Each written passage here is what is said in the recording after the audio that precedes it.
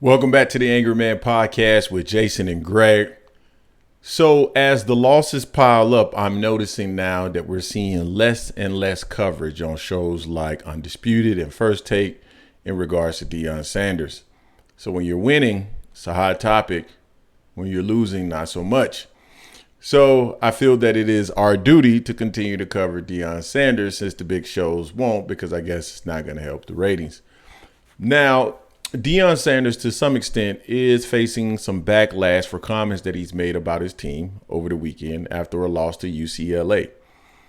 Now, I want to say this. I've said this on multiple occasions, and I got a lot of pushback. I got people in the comments section saying I was hating.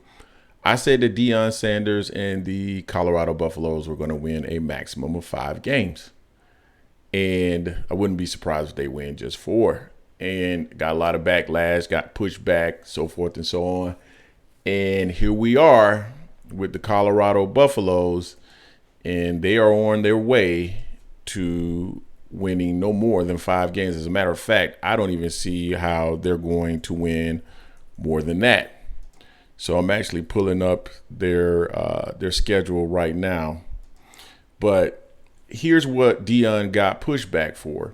So he made comments in regards to the old lineman, and I'm going to play those comments very quickly and react to it. But I kind of have mixed feelings about the comments that Deion made. But let me go ahead and play those comments very quickly, and then we'll take it from there. We just don't have the fight or the passion to do what we want to do.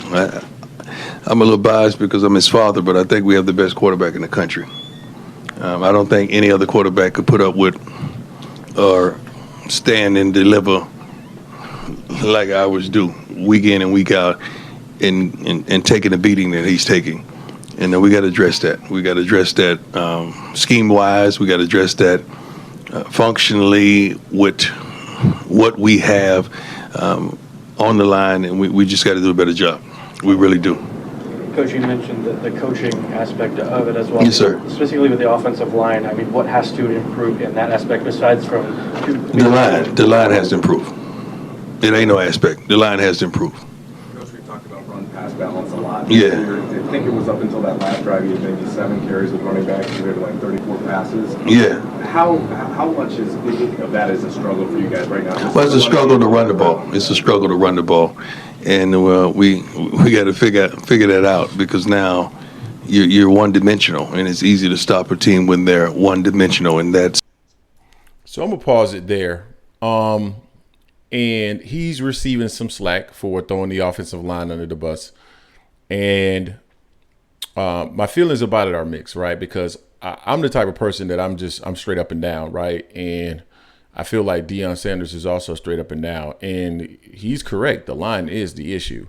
They don't have, and it's not just the offensive line, though. I don't think their defensive line is all that great either. At the line of scrimmage, the Colorado Buffaloes are just not that good. From a skills position perspective, they're okay.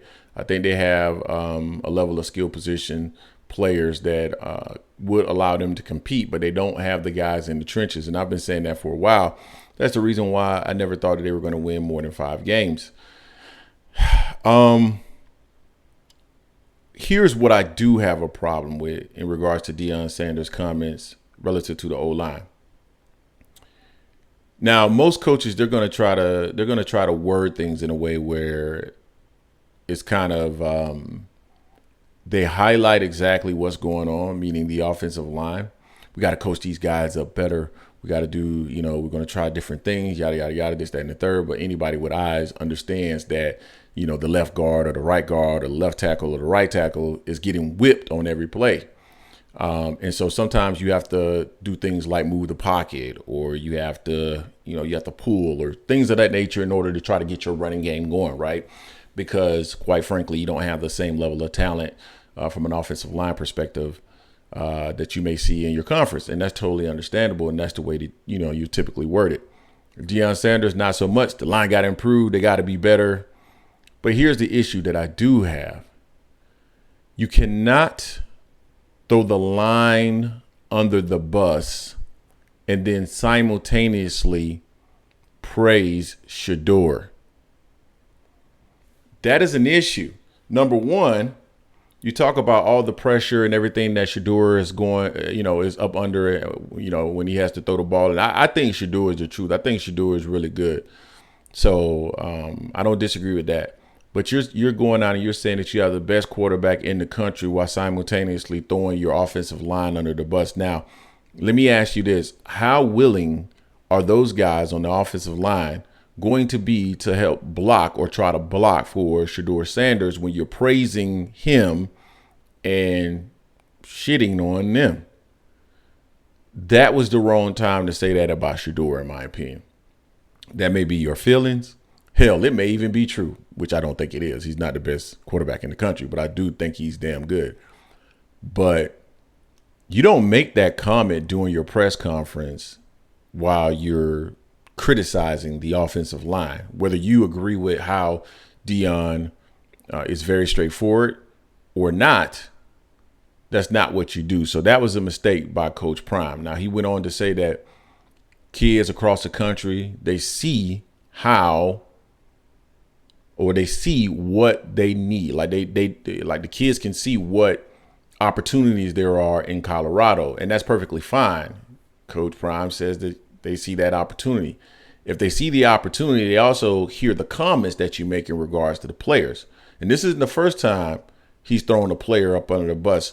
The DB that they were able to get, I cannot think of his name right now. The kid was supposed to go to Miami. Let me look it up right quick. 22 recruiting class rankings. Let me just look this up real quick.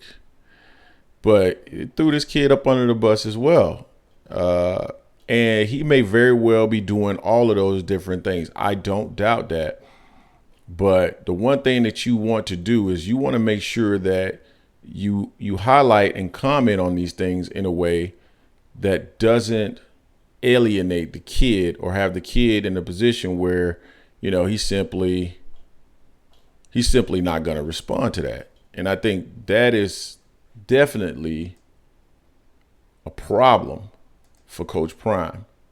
So the kid name is, let me find him very quickly.